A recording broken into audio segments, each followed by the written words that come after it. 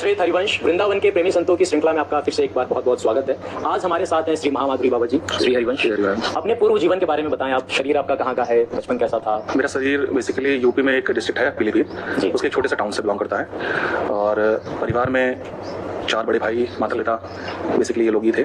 भक्ति कब से आई आपके अंदर, भक्ति का बीज? भक्ति का बीज कह सकते हैं कि पहले से बिल्कुल भी नहीं था कि पहले कोई ऐसा संस्कार हो भक्ति के। हाँ, ये कह सकते हैं कि पिताजी पूजा पाठ किया करते थे, वो भोलेनाथ को मानते थे, शिव जी को मानते थे, उनकी उपासना किया करते थे, नेत्र प्रति उपासना करते थे। तो उन्हें हमने उपासना करते हुए देखा था। वो हर मंडे को फास्ट रखा करते थे, कुछ भी नहीं पाते थे, तो उनसे थोड़ा सा प्रेरणा मिलती थी कि हाँ, भक्ति भाव करना चाहिए, भजन करना चाहिए। बेसिकली ये था। उसके बाद धीरे धीरे जब हम बड़े हुए, जब कॉलेज लाइफ हमारी स्टार्ट हुई, कॉलेज में हम गए तो संसार जैसा है, सब लोग जानते हैं कॉलेज लाइफ क्या है, कॉलेज में क्या क्या होता है। हम भी उसी चकाचौंध में व्यस्त थे। फिर अचानक से प्रभु की प्रेरणा हुई कि नाम जपना चाहिए। कहीं सुना था किसी से, नाम जपना चाहिए। कौन सा नाम जपना स्टार्ट किया? सबसे पहले महामंत्र से शुरुआत हुई है। इस भगवती की यात्रा की जो शुरुआत महामंत्र से हुई है। पहले सिर्फ एक ही माला किया करते थे महामंत्र। कैसा लगता था जब करते? बस करते थे, ड्यूटी करते थे। लगने का तो कोई प्रश्न नहीं था कि कैसा लगता था, बट हाँ, प्रेरणा थी कि करना चाहिए, तो एक माला डेली कर लिया करते थे। मॉर्निंग में उठ के कॉलेज जाने से पहले एक माला कर लिया करते थे। आपके हृदय में किसी कोने में मतलब कोई भूख ऐसी कि भगवान को जानना है, पाना है? हाँ, कह सकते हैं, क्योंकि कभी कभी चिंतन ऐसा होता था कि इस जीवन का उद्देश्य क्या है। जैसे कभी भी हम लोगों को देखते थे या अपने जीवन को देखते थे, एक दिनचर्या ऐसी थी, मॉर्निंग उठो, नहाओ धो, खाओ पियो, उसका कॉलेज चले जाओ, फिर कॉलेज से आओ, फिर अपनी दिनचर्या, मतलब ये डेली का रूटीन देख के लगता था कि जीवन का वास्तविक उद्देश्य क्या है। हमारा सिर्फ जीवन इतना ही है क्या? प्रभु ने हमें बस इसलिए भेजा है कि हम दिनचर्या अपनी करें और फिर सो जाए, फिर उठें, फिर वही दिनचर्या। तो थोड़ा सा लगता था कि इसका उद्देश्य क्या है, पर वो क्लियर नहीं था उद्देश्य क्या है। कॉलेज में फ्यूचर को लेकर क्या प्लानिंग रही? कॉलेज में जो भी जाता है तो वो कॉलेज में यही सोच के जाता है कि हाँ, अच्छी से अच्छी जॉब मिलेगी, अच्छा पैसा कमाएंगे, तो ऐसा हर कोई एक्सपेक्ट करता है। तो हमारी भी कई कामना ऐसी थी। पर धीरे धीरे जब गुरुदेव भगवान के सानिध्य में उनका सत्संग मिला तो समझ में आया जीवन का उद्देश्य यही नहीं है। पहले कैसे आप सब गुरुदेव भगवान से जुड़े, कैसे मिले उनसे? सबसे पहले जो मुलाकात गुरुदेव भगवान से हुई थी वो शरीर के बड़े भाई के थ्रू हुई थी।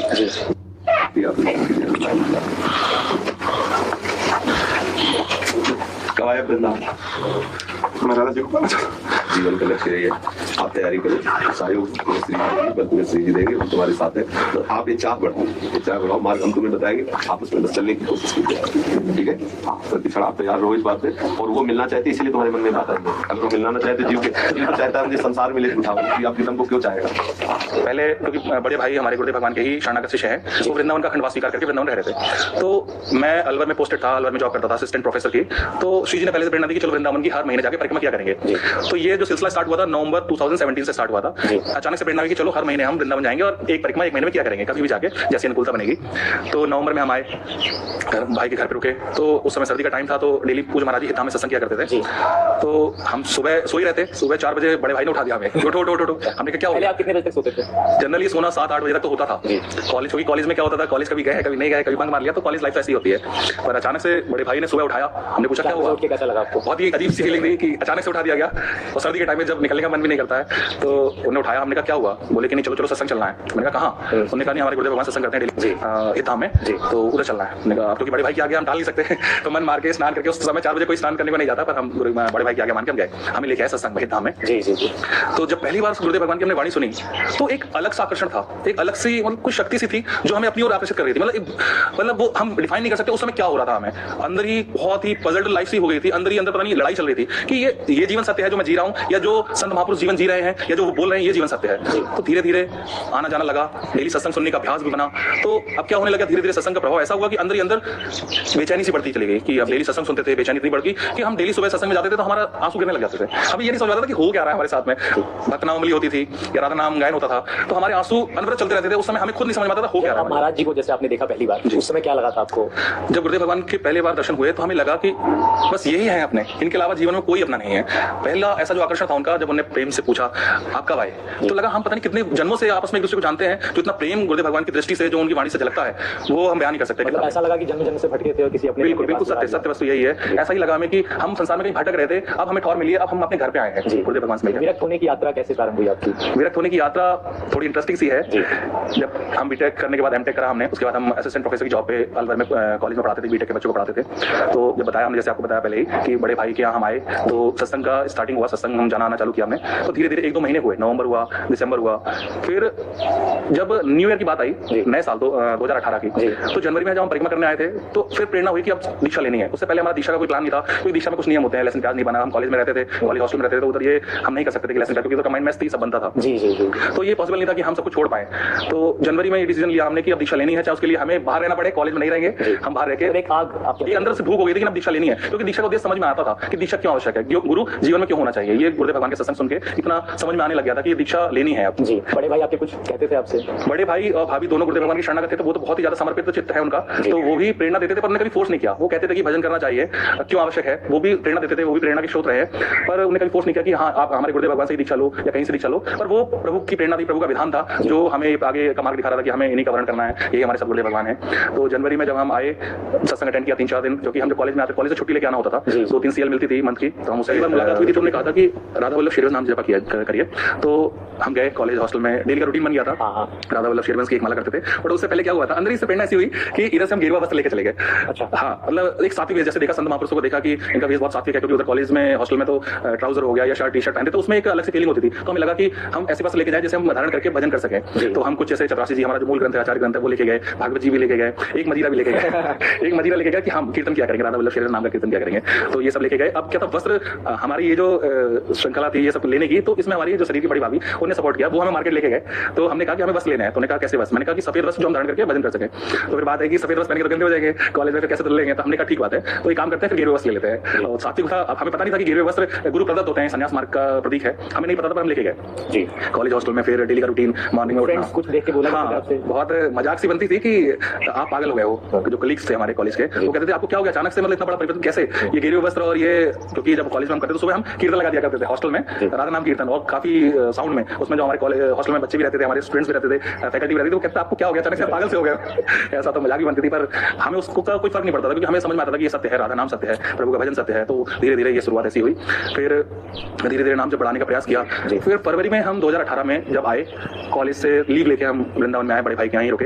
तो फिर गुरुदेव भगवान का सत्संग अटेंड किया, 2 छुट्टी लेके आए थे, दोनों खत्म हो गई। फिर हमने अपने आचार्य को, कॉलेज आचार्य को फोन किया कि हम 2 दिन और नहीं आएंगे। ठीक है, फिर 2 दिन और खत्म हो गए। फिर धीरे धीरे ये करीबन 10-15 दिन होने लग गया। फिर आचार्य का फोन आता है कि सर क्या हो गया, आपने कहीं और नौकरी ज्वाइन कर लेगा मैंने कहा मैंने ऐसा कहीं नहीं ज्वाइन किया है, अब मेरा मन है कि मैं वापस निकाल पाता। तो आचार्य ने कहा कि ऐसा क्या हो गया, अगर आप कहते तो सैलरी बढ़ा दे आपकी। हमने कहा सैलरी का कोई मैटर नहीं है, बट हमारा पूरा मन वैराग मार्ग चलने का है। जनरली संसार में वैराग क्या होता है, क्या होता है नहीं समझ में आता, बट हमने कहा कि अब हम बाबा जी बनेंगे, अब हम वापस नहीं आएंगे।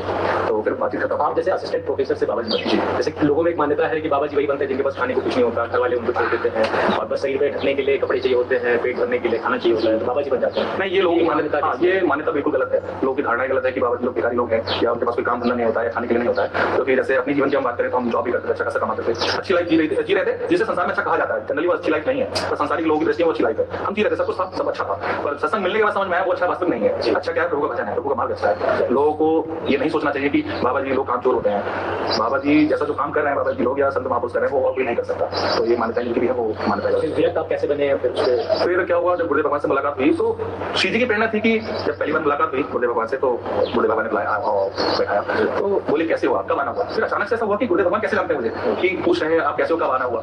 तो फिर मैंने गुरुदेव भगवान से कहा, गुरुदेव भगवान ऐसा है कि मुझे अब अंदर से प्रेरणा ऐसी होगी श्री जी की कि गृहस्थ में नहीं जाना है, गृहस्थी में नहीं जाना है, और वैराग्य लेना है। पर ये भी था कि अगर वैराग्य लेते हैं तो फिर जीवन का निर्वाह कैसे करेंगे, वृंदावन में अखंडवास स्वीकार करते तो जीवन का निर्वाह कैसे करेंगे। तो गुरुदेव भगवान से हमने प्रार्थना की, हमने कहा रोते हुए, उस समय ऐसी स्थिति थी, विकलता थी। गुरुदेव भगवान से ने कहा कि बाबा जी अब हमें संसार में नहीं रहना है, अब मुझे राधा रानी चाहिए। तो ये जो प्रश्न था ये मेरा नहीं था, ये प्रभु ने श्री जी ने ही निकलवाया। तो उस बात से गुरुदेव भगवान ने कहा कि आप क्या करते हो। मैंने बताया अपने विषय में कि महाराज जी मैं ऐसा जॉब करता हूँ। आप फिर महाराज जी का प्रश्न ये था कि आपका विवाह हो गया। मैंने कहा बाबा जी विवाह तो नहीं हुआ अभी। तो मेरा प्रश्न ये था कि कभी कभी मन में आता है वैराग्य लेना, ये प्रश्न था एक्चुअली।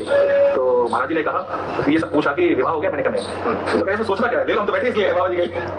तो ये था उस दिन का जो प्रश्न जो गुरुदेव भगवान से मैंने किया, जो श्री जी ने करवाया, वो प्रश्न था जो मेरी जीवन का एक ऐसा प्रश्न जिसने मेरी पूरा जीवन बदल दिया। क्या मन बना गया है। हाँ, पहले शरणागत मन कर लो और सात्विक वेश पे, मतलब सफेद अचला, सफेद ऐसे सफेद कुर्ता पहने, पैंट शर्ट में हम सत्य हैं। हाँ, और हम तुम्हारे साथ में चिंता नहीं करेंगे, आपके चरणों की रचना है, मतलब आप ही के चरणों में रहना है। बिल्कुल हम अपने पास रखेंगे, उससे हाँ, और बिल्कुल घबराना नहीं, कोई भी विकास में परास्त नहीं करेगा, बस जैसा हम कहें वैसा चलेगा। जितना भी चर्चा सारे हाँ, आप निश्चित बड़े भाग्यशाली बच्चा जो भगवान की सत्य माया में जूते खा के संसार से रह रहा है। झूठा संसार के समय दिनों तक देखो 27 साल नष्ट हो गए, पता नहीं चला। ऐसे ही पूरा जीवन नष्ट हो जाएगा, पता नहीं चलेगा। तो सावधान, कल ऐसा करो, नहा के आ जाना, पहले शरणागत मंत्र ले लो, वृंदावन हो, सत्संग सुनो। एक प्रश्न है, तो फिर गुरुदेव भगवान ने कहा कि आप ले लो और उसके लिए कुछ दिन आपको इंतजार करना होगा, आप विरक्त भाव से वृंदावन वास करें जी, और अपने परिवार वालों को बता दें कि अब आप वृंदावन में वास परिवार वालों ने क्या कहा? परिवार वालों में माता जी से सबसे ज्यादा मेरा अटैचमेंट था, तो वो सबसे टफ टाइम था मेरे लिए, जो अपने मदर को बता पाना, माता जी को बता पाना कि मैं वृंदावन अपने वासी कर रहा हूँ, सबको छोड़ के, और मैं वापस कभी नहीं आऊंगा, बाबा जी बन के भाव से वृंदावन वास करूंगा। ये मेरे लिए बहुत ज्यादा टफ था अपनी माता जी को बताना, उन्हें फेस कर पाना। पर गुरुदेव भगवान की आज्ञा थी कि आप बता दो, तो फिर मैंने अपनी माता जी को फोन किया। उस समय मेरी माता जी अपने दूसरे बेटे क्या, हमारे कह सकते हैं हमारे बड़े भाई क्या थी, तो जैसे ही मैंने फोन किया कि माता जी मैं अब आज से वैराग ले रहा हूँ और आज के बाद मैं कभी वृंदावन से बाहर नहीं जाऊंगा, तो ये सुनते ही एक जैसे माँ की ममता होती है, उन्हें सदमा सा, एक आश्चर्य सा सदमा सा लगा, और फिर उन्होंने रोना जैसा होता है कि ऐसा क्यों कर रहे हो, क्या कमी है तुम्हारे जीवन में, अगर आपको लगता है तो आप बताओ।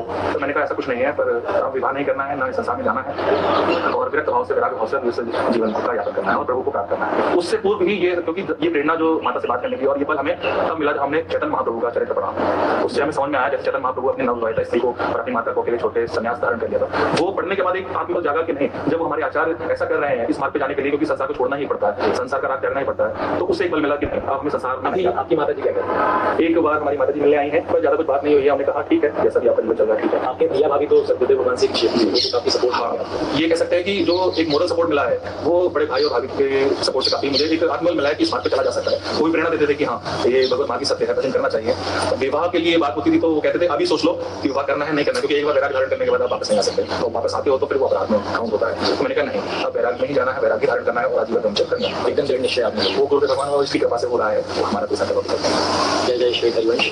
आज की श्रृंखला में हमने श्री महामाधुरी बाबा जी के जीवन चरित्र को सुना कि कैसे वो कॉलेज लाइफ में उन्होंने भक्ति स्टार्ट की, बीटेक करी, एमटेक करी, उसके बाद असिस्टेंट प्रोफेसर बने, और उसके बावजूद भजन मार्ग पे, साधन पथ पे आगे बढ़े, खूब भजन किया, भगवत प्राप्ति के मार्ग पे आगे बढ़े। और ऐसे ही जितने भी हमारे नौजवान साधक हैं, कॉलेज गोइंग स्टूडेंट्स हैं, कैसे वो भजन कर सकते हैं, आगे बढ़ सकते हैं, इससे हमें ये प्रेरणा मिलती है। श्री सद्गुरुदेव भगवान को नमन। जय जय श्री हरिवंश। श्री